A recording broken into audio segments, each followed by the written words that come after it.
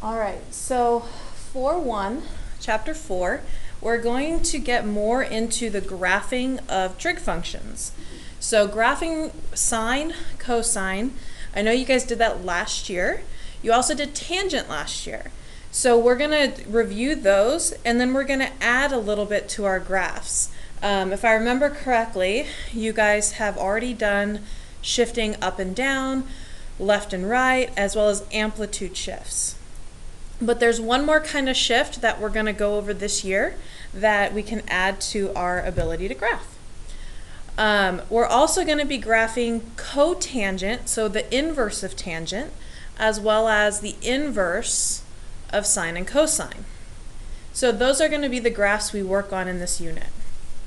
So today we're going to look first at what's called inverse trig functions. We're not graphing quite yet, but we're getting there.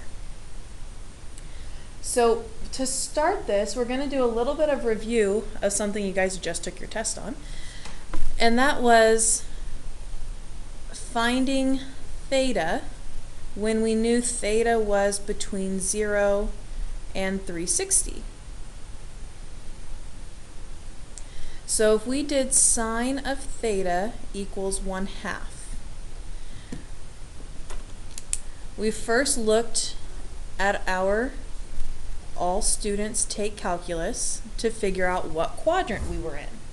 So because sine is positive, I know that it's not these two because that's where sine is negative. So I know I could either be somewhere in quadrant 1 or quadrant 2. So if I think about where on the unit circle, so if I were to draw the angle and look at my unit circle, I'm looking for where is sine 1/2. So using whatever trick you know for memorizing, or if you just have it straight memorized, if we were doing our sine of 1/2, we would get that this is a 30-degree angle. Over in this quadrant, we would want the 30-degree reference angle, which is 150. So these would be our two potential answers for this question.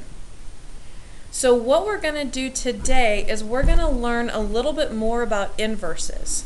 And we're going to learn how to take this same question but narrow it down to just one answer. And so the process that we go through is going to be very similar to what we did here.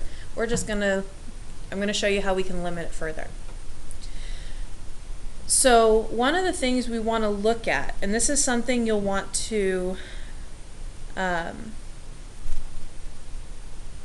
notice when we add here, is what if I were to just change this to sine theta equals 1/2 and then tell you it has to be between negative pi over 2 and pi over 2. So here I'm giving you a range that it has to fall in. So we start the same way. All students take calculus. Now right away I'm going to cross off what's not in my range. So I have to be between negative pi over 2, so here's 0, negative pi over 2 is this quadrant, and positive pi over 2 is this quadrant. So I'm going to cross these two off because they don't even fit in my range. Then I'm going to go about it the same way. My sine is positive. It can't be here because that's where sine is negative. So that means I'm only talking about the 30-degree angle in quadrant 1. And because this is in radians, I should actually be giving my answer in radians as pi over 6. So this is one of the things that's going to be a little bit different about how we did the inverse trig functions from here to what we're going to do here. We're going to have this range identified for us so that we only get one answer instead of two. So if I were to do a similar one, but this time let's say sine theta equals -1/2 and give you the same range.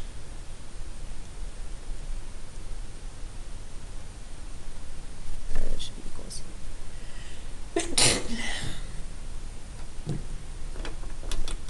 I'll start the same way. I have my two quadrants. All students take calculus. -pi/2 to pi/2. So this is -pi/2. This is pi/2. So it's not in these two quadrants. It has to fall here because it has to go through 0. Here we're looking for negative sign. So I know that it can't be positive, so it's got to be down here in quadrant 4 where sign is negative. So what angle is that? So if I were to think again, my unit circle, what has a -1/2 there, I would be going -30 degrees or -pi/6. And that would be your solution. And so you might be asking, why can't it be 330?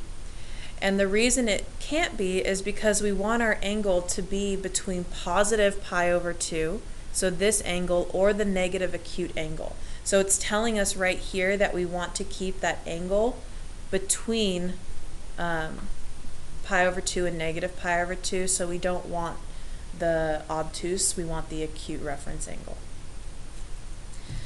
Okay, one more like this with cosine.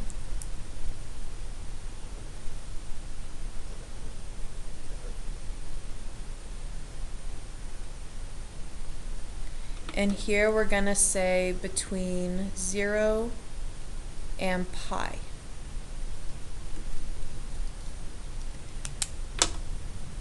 So again, one of the first things I notice is that this isn't rationalized. So if you're trying to match it to your unit circle, it might not match perfectly. So if I rationalize this by multiplying top and bottom by √2, I'll get -√2/2. So it's still negative. I have my all students take calculus layout. I have to be between 0 and pi. So 0 is here, pi is here. That means it cannot be in either of those two quadrants. Then I look to see I need my cosine to be negative. Well, cosine's positive in quadrant 1, so it has to be in quadrant 2. So I'm looking for this angle right here, from 0 to pi. So I'll look at what value gives me this, and that means I'd have to have a 45-degree reference angle, which would be 135 degrees. So that would be my theta. Oh, again, it's supposed to be in radians, so that would be 3 pi/4. And again, I'm going off of how this was written to determine what form my answer needs to be in. So one of the things with these, so this is how we did the same type of problem but with a range given. And one of the things that we're going to actually learn is that sine and cosine have very specific ranges for a single, for our inverse. And the range values for all sine cosines as well as their reciprocals. So sine, when we do its inverse, this is a notation for inverse, our answer x is going to always be between -pi/2 and pi/2, which means its cosecant is also going to have the same range.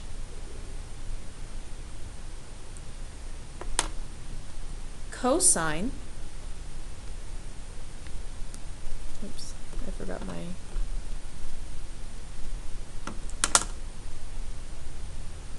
as well as its inverse, they're going to always have a range, or your answer is going to always be between 0 and pi.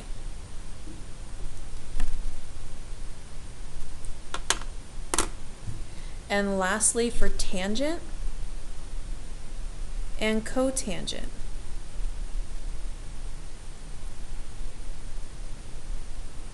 Your range is going to always be from negative pi over 2 to pi over 2. So this is going to be what we use whenever we do an inverse. These are our definitions of inverse. What they mean is those are the ranges that our answers have to be in for those specific functions. And we're going to tie this to the graphs when we get to graphing, where these ranges actually come from. So if that's confusing, I'm going to go over that again tomorrow because I know that can be a little bit weird. But we'll go over in class before you do your assignment exactly how we get these ranges. But I want to go over at least 3 here, and then we'll do a couple more in class tomorrow of just how do we use this to solve for theta with an inverse. So just make sure you have these written out. And like I said, I want to go over at least 3. And so what most of your assignment is going to have you do is just to evaluate. And they're going to look very similar to the things we've done before.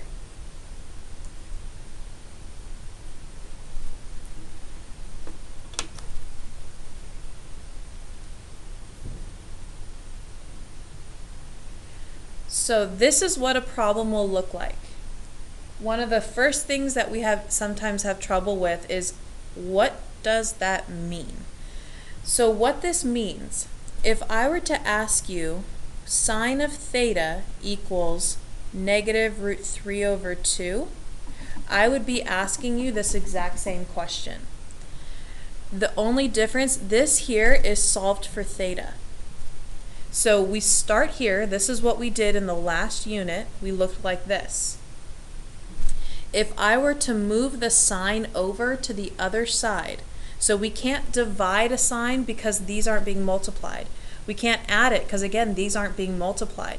The only way to move a sign over is to inverse sign both sides. So think of it as this if you need to. These are the exact same thing. This just has theta by itself. So what angle gives me a sine value of negative root 3 over 2? So that's the question that we're asking in our heads. What theta gives us negative root 3 over 2? This is what question is going on in our heads. So again, because it's sine, we make the assumption that we have to be between negative pi over 2 and pi over 2. So this is something that won't always be written, but because we're doing inverse sine, we know. So I can go and make my chart. I know that it's not these two because it has to fall between negative pi over 2 and positive pi over 2.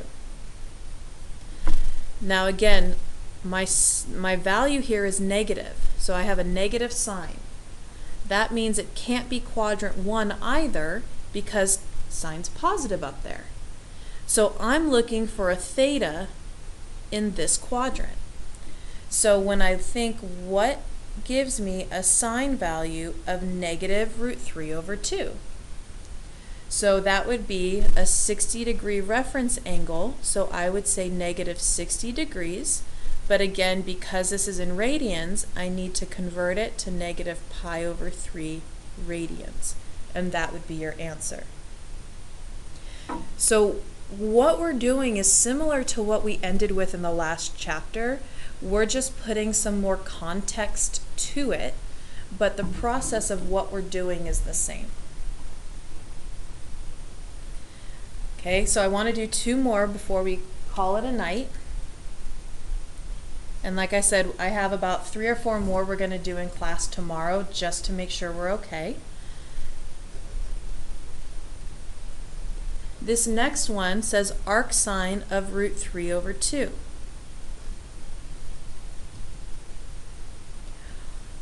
Something to know that you want to make a note of. This is the same as saying this. Sometimes we don't write, we prefer writing arc sine, so we don't have as many numbers and negatives flying around, so we write arc sine. These mean the exact same thing. They are interchangeable.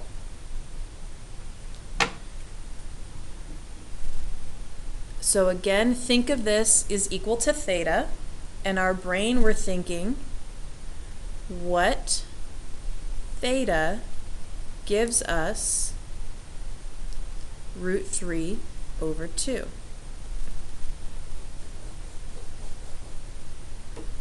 Okay, so again, sine, that's the key word here, tells us that we have to be between negative pi over 2 and pi over 2. So when I go and draw this, I'm going to cross out those 2 quadrants right away. And I know because it's positive that it can't be down here in quadrant 4 because sine is negative down there. So I'm talking about the angle going up into quadrant 1. So when I think of my unit circle, root 3 over 2, which theta is that?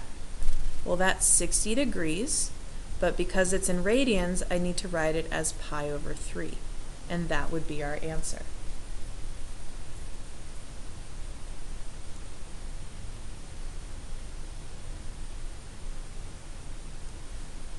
Okay, so I want to do, like I said, one more.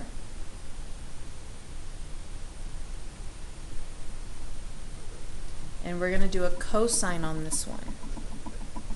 Inverse cosine of 1. So again, we say this is equal to theta. In our brains, we think, what theta gives us 1? So we draw here. We know that cosine has to go from 0 to pi for inverse. So I'm going to cross off the 2 quadrants that won't get used. So my cosine is positive. Well, cosine in quadrant 2 is negative, so I know my answer has to be somewhere over here. So when I think about on my unit circle, where do I see a 1 comma something? So where do I see a positive 1? I see that at 0 degrees, which is also 0 radians. So here our answer would just be 0. Okay, so what we're going to do in class tomorrow, I want to go through 3 more like this with you, ones that have tangents and ones that have more than one at a time. So that way we can kind of go over what exactly these are. The main things I want you to get out of tonight is knowing which ranges go with which trig function. So how cosine goes from 0 to pi, sine goes from negative pi over 2 to positive pi over 2, and understanding the question you're asking yourself when you do these problems. And know what you have to be thinking in order to answer the question.